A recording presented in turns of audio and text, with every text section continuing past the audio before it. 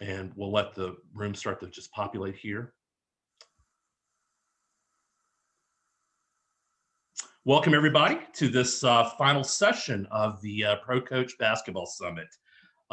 Again, brought to you by Basketball Immersion and Virtual Coaches Clinic. And again, a special thank you for Dr. Dish to providing their support for this event. So tonight, joining us from the Dallas metro area is Coach George Galanopoulos, the head coach of the Texas Legends G League team.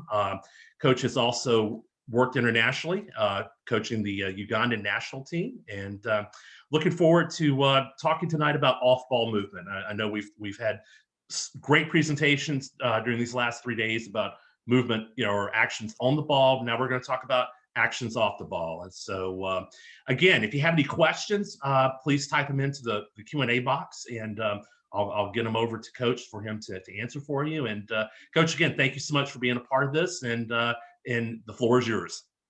Thank you so much. Just want to thank you and the rest of Coaches Clinic, Chris Oliver, and everybody for having me.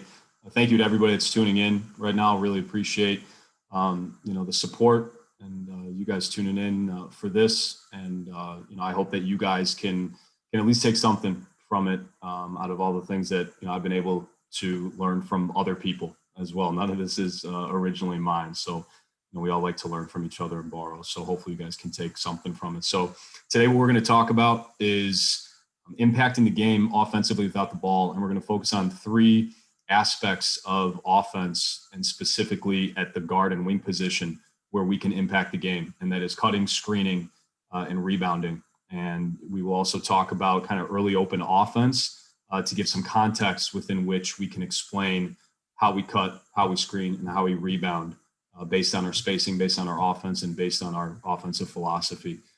So without talking too much about it, we'll get into the video. Just going to share my screen here.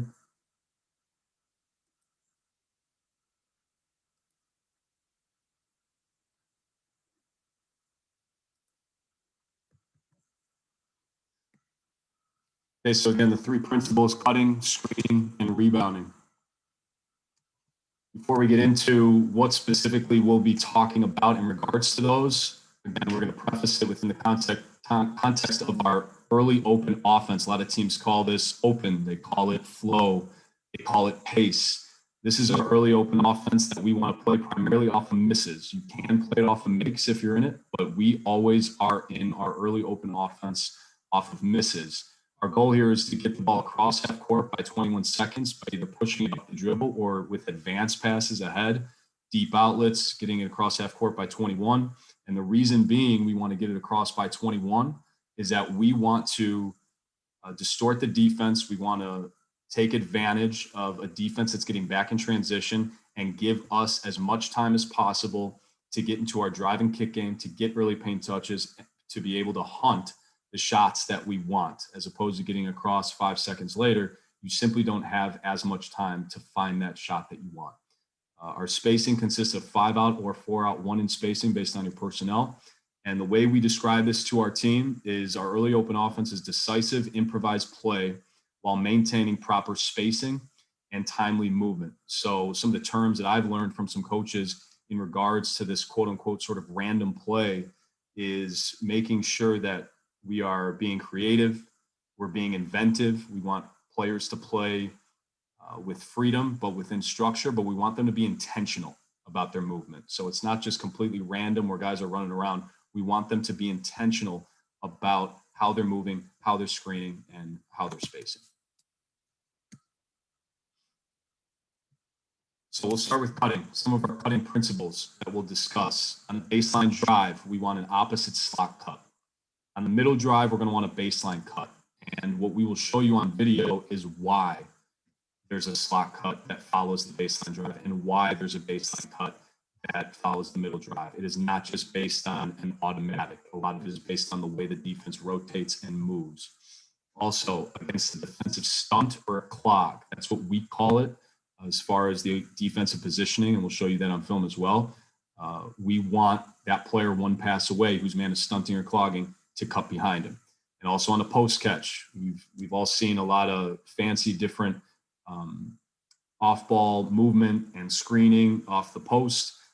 Today, we're just going to show you a very simple form of what the slot cut, the opposite slot cut on the post catch, can do to distort and take advantage of the defense. So first, baseline drive, slot cut. With 2. So we get the cross-court pass. Our player's in an attacking position. We get the opposite low man rotating over.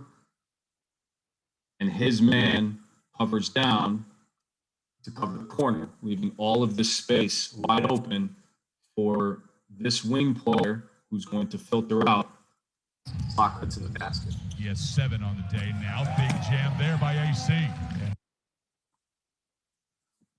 Again, we have some corner action here. Empty pick and roll. We get a reject. Again, the way the defense is rotating, corner defender rotates over, wing defender rotates down. All of this real estate wide open for the other wing to slot cut. Hey, Corner action again. Again, it helps to have a guard that's able to get downhill around the defense into the paint. The guy hesitating just because he doesn't want to leave the corner. And then next man is supposed to rotate over to take away that corner pass. This is a very difficult rotation for everybody else to react to this slot cut. rather him hit a tough shot.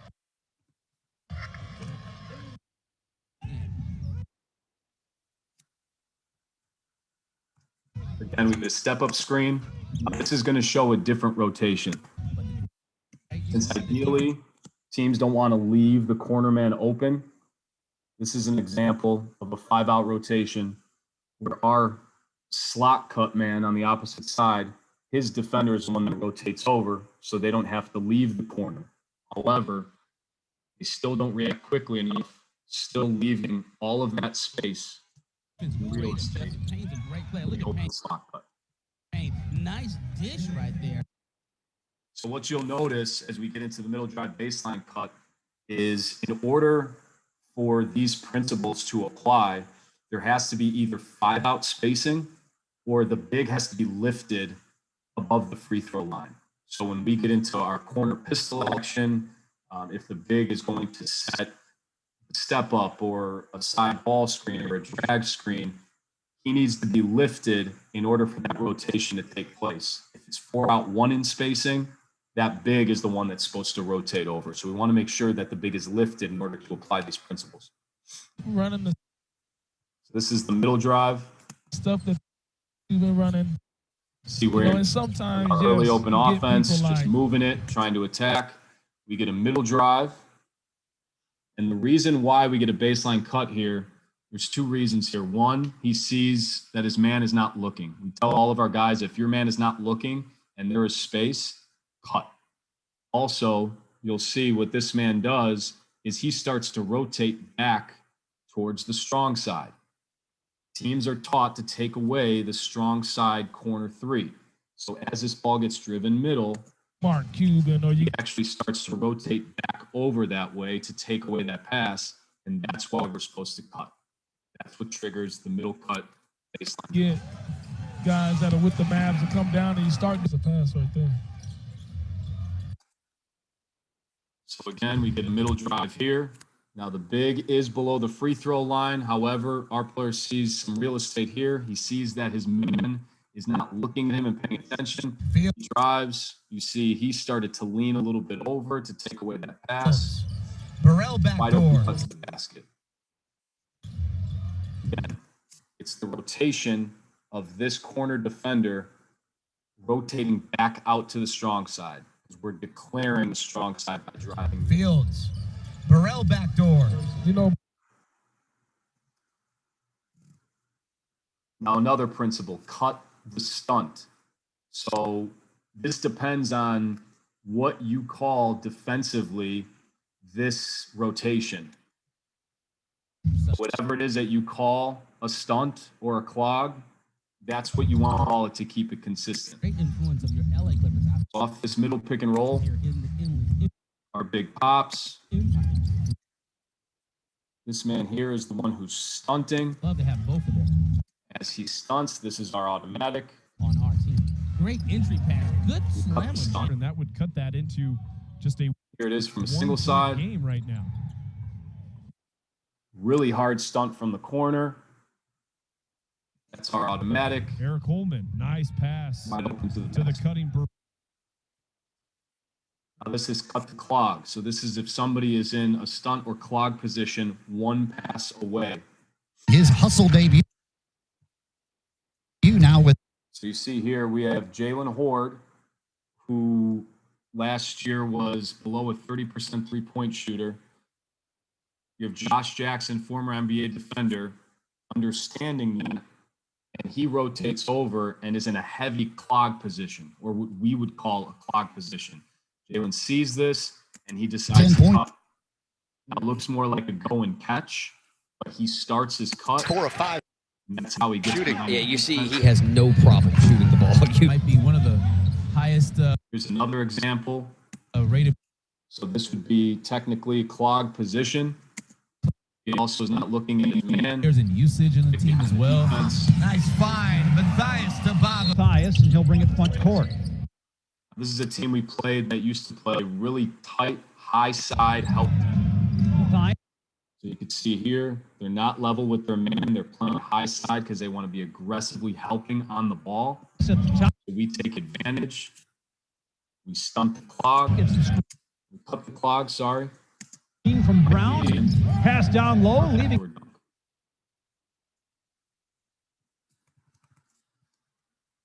Now post catches.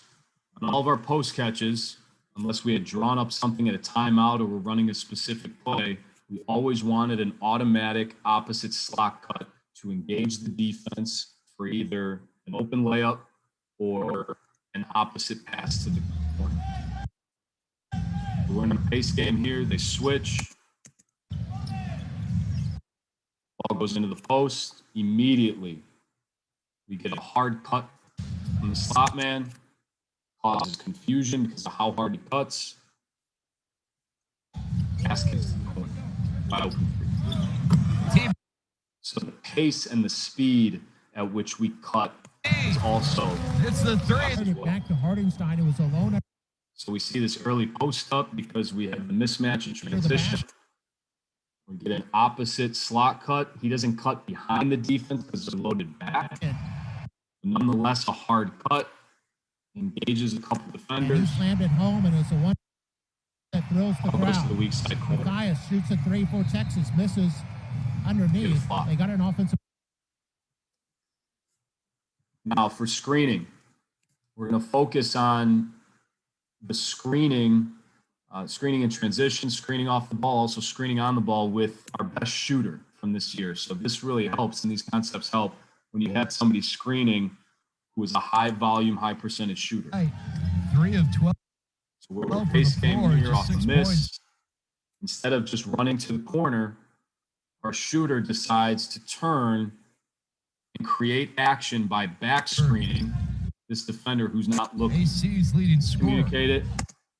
We get a wide open layup in transition. Wasn't a play, wasn't something that we called that he had to run right then and there. Just using his creative and inventive mind with intentional purpose. Oh, Same thing here. A little more subtle, but as we're running a simple drag screen, we always tell our guys, if you're off the ball, if you're standing around for more than 2 seconds, you got to move. You got to move, you got to cut, you got to screen. So you see here, our shooter screens. He clips him just enough. And when he gets the ball, he swings it. And that's more than enough space for a corner shooter at this level to knock it down. So when we talk about screening, we tell our guys, unless you're slipping out to confuse the defense, setting actual screens is very valuable. Again, playing off a miss, we're out in transition. He decides right here on his own that he's just going to turn and he's going to clip instead of just a little step up, not even, just a slip out dribble into the for our ball baseline and handler. turns. Spurs ed by Very difficult action to guard in transition as these guys are getting back They're trying to pick up their men. They're trying to guard. They're trying to load to the ball. Here's And they're having to guard a ball screen in this moment. Cameron Payne, giddy up dribble into the baseline and turns the corner, lays it in. And here, this is an example of screening on the ball. He's hit a couple threes this game. Whoever's guarding him, number 22, is denying him the ball back because we teach him to pitch the ball, throw and go get it. He's denying him, so he runs into a ball screen. We would tell our players a lot, if you're being denied, you can either go back door or you can push your man and set the ball screen. He sets the ball screen.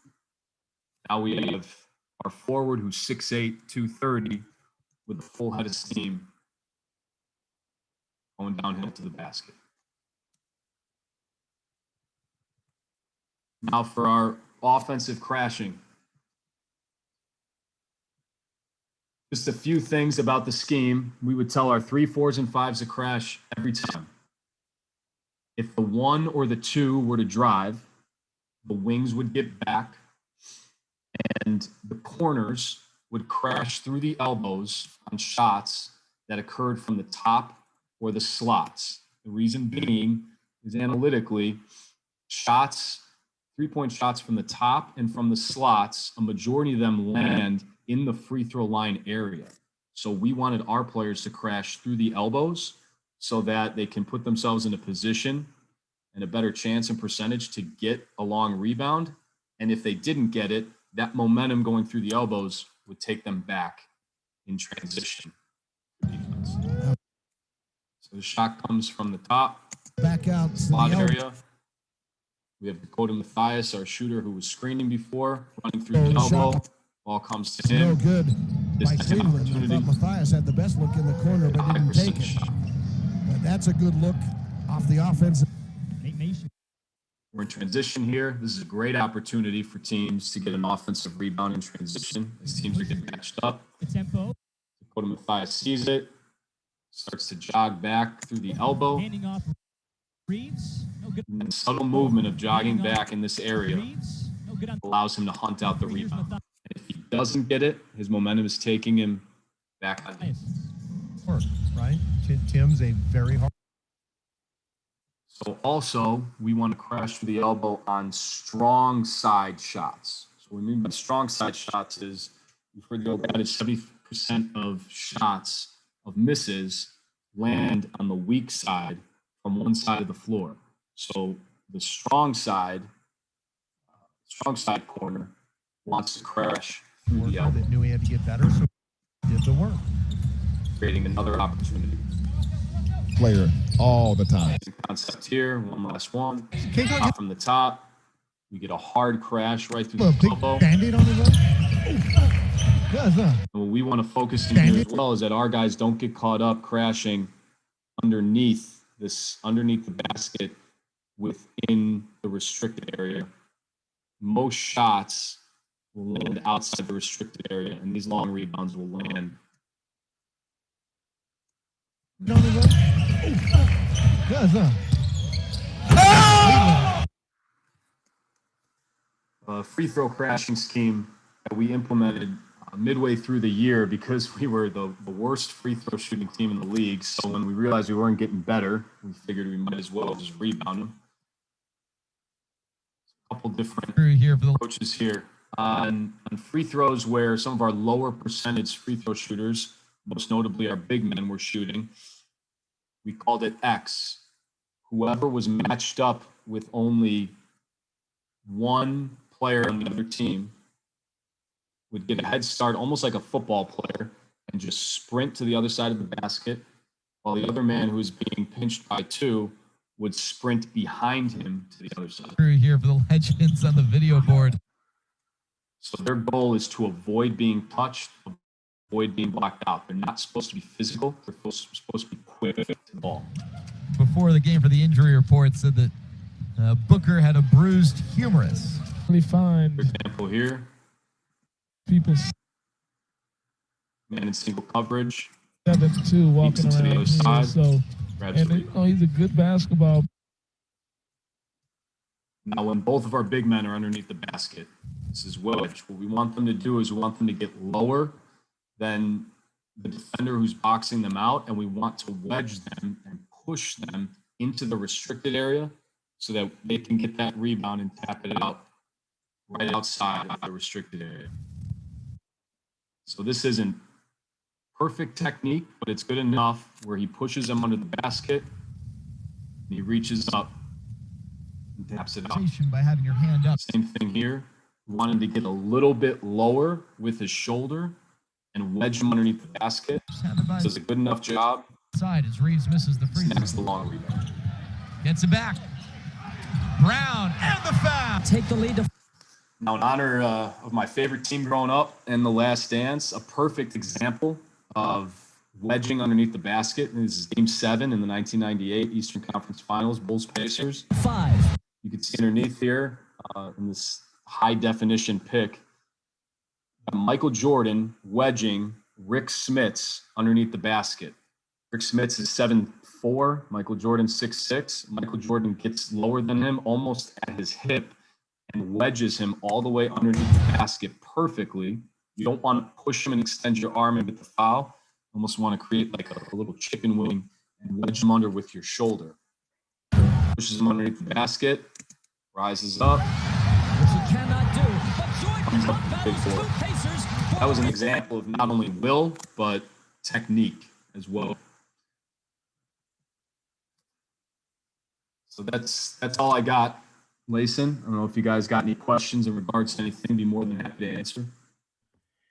Yeah, actually, I had a couple of questions I wrote down, and then for those who are with us, if you have any questions that you'd like to ask, just type them in the Q&A box. I know one question that one of the coaches had was, what program or software were you using to illustrate or do the illustrations with?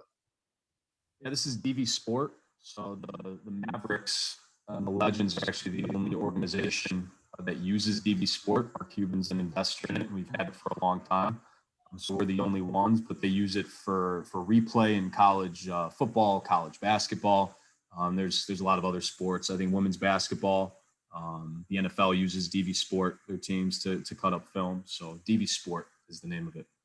Okay, so let's go back and talk about the baseline drive action. So 2 questions. Number one, with the slot cut, I noticed that the player is more of an arc versus a straight line. Is that intentional, or what is the teaching on that?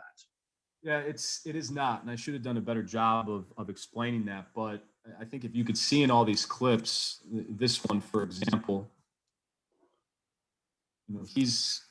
this offensive player doesn't start in the corner. If he did, this offensive player would be up towards the slot. But the principle is the same. You see, he's pointing and telling him to get up. But even if he was standing right at this spot, the rotation would be the same. He would still have an opening. And if they didn't rotate that way, that would mean that somebody's open besides the slot cut. But a lot of these resulted in more of a curl cut because of where they were standing previously. Got it. And then actually that leads to my next question, in going back to that clip, is the teaching that the baseline drift, the player in the corner, when he sees the slot cutting, does that signal him to lift up to that position? Because I know sometimes that if the driver, let's say, wasn't able to make that drift pass, it would now allow him to maybe kind of dribble up and kind of almost like Nash, kind of like a Nash action where he's able to dribble up the lane and kind of play off that. Yeah, so we teach our guys, you just have to make the read basically. So we teach our guards to Nash it, that's what we call it, and to keep the dribble, to Nash it around, which would push this guard up. We also tell our guys, baseline drive, baseline drift is the traditional rotation of our offense. But what we tell our guys also is at the end of the day, you need to relocate into the passer's vision. So if they do a perfect rotation here and he sinks down and they cut everything off, then Dakota Mathias here needs to lift up into vision if they can't make the pass because they rotated correctly. Does that make sense? Yeah, absolutely. That's what I was wondering about. Yeah. Okay, let me see. It looks like we've got a couple of questions here. are there specific drills you use to teach and drill cutting in practice, or is that something you teach and the players do it, just by just innately? Yeah, so we taught this more conceptually through 5-on-0 installation at the very beginning of the year. And once we saw, throughout the season, how much success we were having with it, and also how open it was. And once we got kind of into a flow with practices and how we were doing a lot of our individual player development, we would work on this. We would have mock defense. It would be 2-on-2 rotations where the defense would rotate over, and then these guys would just get in the habit of making that cut, and then you'd get a second ball being thrown out here to the shooter. So we implemented that in our individual player development as well. And the best way to do it is with a mock defense, whether you have coaches or if you're playing 2-on-2 or 3-on-3 with players, breakdown drills. We didn't do as much of that to implement this. We just showed a lot of film on it, drilled it in our pre-practice. Teams call it vitamins. We called it station work, which is basically just individual stations based on what position you play. Earlier, when you talked about the cutting against the against either the quick jab off of from a clock position, you showed the example of the player in the corner. He was playing more up the line. What do you teach, or do you allow that player, let's say if the defender was playing more of a flat position, would you allow him to cut over the top, if the player were to lose vision, or is it always the backdoor cut if he loses vision? So you're talking about this specific clip, correct? Yes. So if that defender was flat and almost say even with or below the offensive player. So you're saying, would we tell him to cut in front of him? Yes. We didn't have that as a cutting principle, but I've seen a lot more of that. Just studying people and learning and watching like all of us have over the last 7-8 months. And it's definitely something that we would implement next year for sure. I think it's a very interesting concept, especially a player like, we have Josh Reeves and Antonius Cleveland, who are very dynamic cutters. I think those are the types of players that I think would be, would most benefit from a philosophy and a concept like that. Now, on offensive rebounds, is your philosophy, once you get the offensive rebound, do you look to kick it back out and then maybe go into like a quick, like I see some teams get into a horn set real quick, or do you just kind of play off your space and play off principles? Yeah, we just play off principles for the most part. We stress to our guys, obviously, if you have a shot at the rim off of an offensive rebound, say you're a big man or you're somebody that just gets it right off the rim, the first option is to score at the rim. What we like to call those kick out threes, we call them dagger threes. We tell our bigs all the time, if you get one of those long rebounds kind of in like this area here, if you have the opportunity to turn around and kick it out, those are some of the best, most wide open, efficient threes that we can get. I think you saw in the one clip, we had Dakota Mathias crash right through the elbow here. He caught it and skipped it across court. So we tell our guys is that's an opportunity off the offensive rebound where they're in scramble mode, they're not matched up, and we can find spots on the floor to be able to get an open shot. I know a lot of teams are now going to a lot of 5-out. You're seeing a lot of teams either reversing and get into a delay, or they have triggers that they're running out of their 5-out. So if there's a high school coach watching and he or she's thinking, hey, I think 5-out would be maybe a good fit for my personnel, what is some advice or some teaching points that you would share with them if they're looking to implement that? What I would first sit down and ask them is, does your personnel fit it? You definitely need players that are skilled, have multi-dimensional skill sets where they can pass, dribble, and shoot. It helps to have some sort of dynamic big man who can roll to the basket. And if you don't, you really need to teach the fundamentals of screening and cutting and movement. Obviously, you want to teach spacing first and foremost, always. And I think it helps to simplify your principles, like cutting, for example, just like we did here, which is this is a simple rotation. If we can get to the paint and they rotate this way, this is how we're cutting to the basket. So the good thing about this, for our players was that we simplified it for them to a degree. And I learned a lot actually from how good our players were. But you can see this is applicable to all levels. So if I was to break it down for a coach, I'd say, you want to initiate action quickly to get to the paint quickly. So we talked about getting it across half court by 21 seconds. With your proper spacing, you want to either get the ball across quickly to get to the paint off of the dribble, or have these quick hitters, these pistol actions, step ups, drags in order to get into the paint quickly, so that you can get into your driving kick game. One of our attendees is asking, what are some things you want players to be thinking about when they are deciding when or who to screen for? I want them to be thinking about what coverage the other team is in first and foremost. So a lot of times that will dictate how you screen. If you're screening the lower third of the player, if you're slipping out, if you're slipping to the basket, if you're slipping out to the perimeter. And also you want to look at what players you're screening. So that one clip that I showed of Dakota Mathias, our shooter screening in transition, like back screening in transition for the open layup, those two defenders were the worst defenders on the other team. And that's what we told our guys before and showed in a personnel edit, that these guys were the two worst defenders on the other team. And any opportunity you have to offensive rebound against them or to screen them or put them in any sort of action whatsoever, do it. And, we thankfully at our level, we have really smart players, like Dakota and Josh Reeves, AC, all these guys have really high IQs where you can tell them something like that and they know to screen in transition. They know to, turn and set a step up, or if they're being denied, just to screen their man into, the defender's man or the offensive player's man on the ball. So a lot of it depends on the personnel, and also the coverage as well. So you mentioning screening, we know that, obviously ball screens are very prevalent.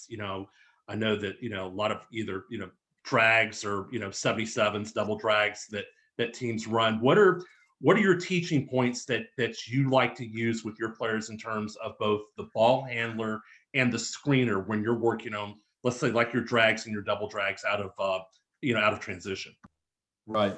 Yeah. So when the big is trailing, we always give them the freedom to run into a drag screen unless we're in our open, we call it, where they pitch to the big and they play 5 out. As far as the drag is concerned, as long as he's behind the basketball, he's got to run into the drag screen and he's got to sprint at the player's lower third. The reason why we tell him to sprint at the lower third is to create an opportunity where the guard does not go under the screen. We don't want the guard to go under the screen. A lot of times that's a little more difficult when the screen is set further out. So we want the screen to be set, just outside the 3-point line on the lower third. We want him clipping him and rolling hard to the basket. Our ball handlers are very, very good at kind of creating that relationship with the big man. And we also emphasize constant communication between the two of, what that relationship is like and what each of them are trying to do and get out of that exchange. If it's not the drag screen, we have the big running ahead.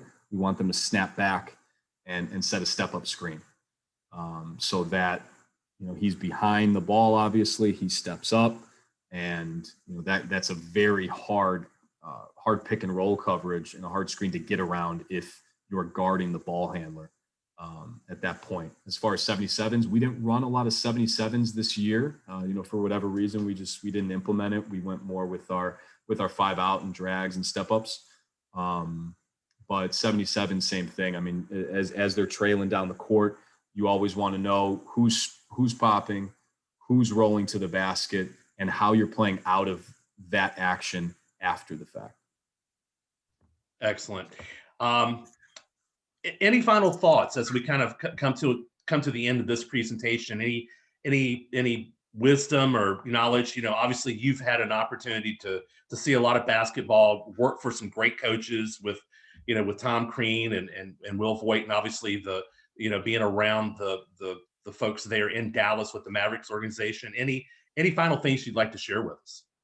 Yeah, a couple things that just come to mind right now. I would say first and foremost, if you're a young up and coming coach or just a coach in general, it's really important to find people around you. People call them mentors. I think a lot of people would agree. To search for mentors and seek them out. But I think it goes deeper than that. I think you need to find mentors and people that are willing to tell you the harsh truth, and people that are willing to coach you constantly. And on the flip side, you also need to be willing to be coached. And like you said, with Will Voigt and a couple others that I've been lucky to work for, they coached me. I mean, I work with somebody right now, Nelson Taroba, who's our assistant coach, defensive coordinator. He has more experience than I do, and he has different experience than I do. And he's been a head coach and he's been a GM. So my first year as a head coach, I told him that I wanted him to coach me behind closed doors and to coach me whenever I needed it. I think we all need to be open to that. We can never learn too much. We never know it all as coaches. And everybody has something that they can help us with. So it's important to surround yourself with people like that. And as far as coaching, at this level or any level, really, if you're coaching players that are somewhat talented, you can learn a lot from players. And what I realized this year was this was a level, thankfully, I was so blessed to be around, that I learned so much from these players. Dakota Mathias did things on the court that allowed me to look at and realize, oh, maybe we need to do that more. Or that looks like an interesting ATO. And he just created some action on his own. Our big men, Chad Brown, Moses Brown, these guys were doing things from the big man position that I hadn't seen before. And if you just watch your players on a daily basis and ask them questions and willingly learn from them and involve them in the decision-making to a degree and make them feel valued, it's not just to make them feel good so they play harder. It's because you can really learn a lot from the players that you coach if you just take a step back, ask questions, and watch and kind of open your mind to making it more collaborative than maybe we realize as coaches sometimes. Great points. Great points. George, thank you so much for taking time out of your schedule and for putting this together and for being a part of this event. And for all the coaches who've been with us the last 3 days, thank you so much for being a part of this. Let's continue to grow. Let's continue to share ideas with each other. Let's continue to grow the game and just do everything we can to help all of our athletes become the best versions of themselves. So George, thank you again. Best of luck. Hope you and Nelson have a good time together during the next couple of days. And for all the coaches out there, thank you again, and have a good evening or good morning wherever you're located in the world. Thanks so much. Appreciate it. Thank you again, George.